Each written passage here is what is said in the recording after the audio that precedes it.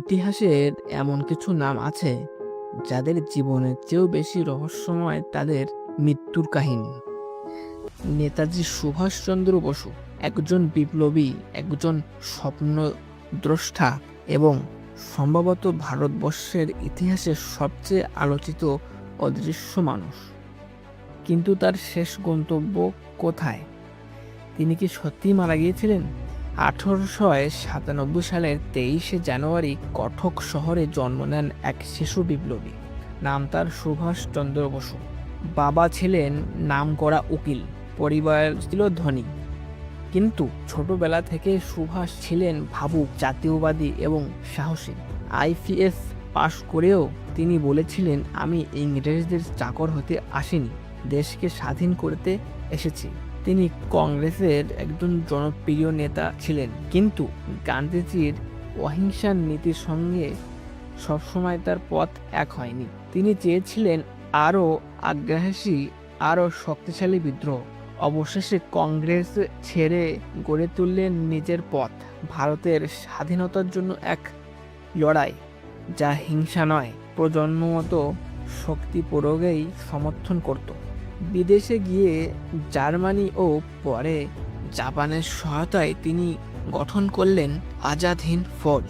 এই সেনাবাহিনী ছিল বিশ্বাস, আত্মত্যাগ আর এক সুপ্ত আগ্নেয়গিরি। 1943 সালে আন্দামানে দাঁড়িয়ে তিনি ঘোষণা করলেন, मेरे सिपाहियों, आज से हमारा बस एक ही नारा होगा, चलो दिल्ली, चलो दिल्ली।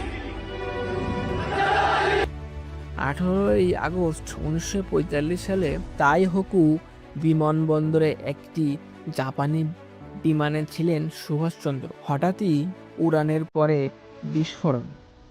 বলা হয় তিনি সেখানেই পুড়ে মারা যান।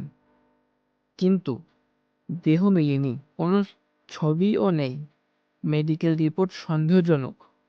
এবং সবচেয়ে বড় কথা, জাপানের কিছু কর্মকর্তা পরবর্তীতে বলেছিলেন নেতাজি প্লেনে ওঠেননি।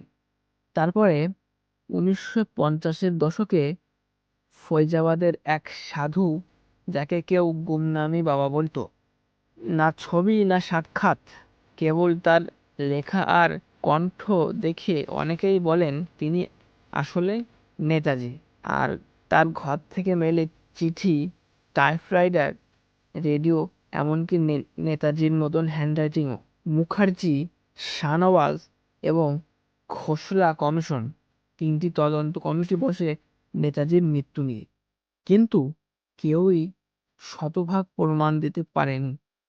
একটি কমিশন তো স্পষ্ট বলে ফেলেছে নেতাজির মৃত্যুর প্রমাণ নেই। তবে কেন আজও সত্য লুকানো? কিছু সূত্র বলছে তিনি সোভিয়েত রাশিয়াতে আশ্রয় নিয়েছিলেন।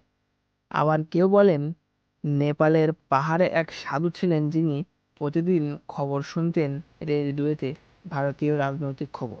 যদি তিনি বেঁচে থাকতেন তবে কেন ফিরে আসেননি?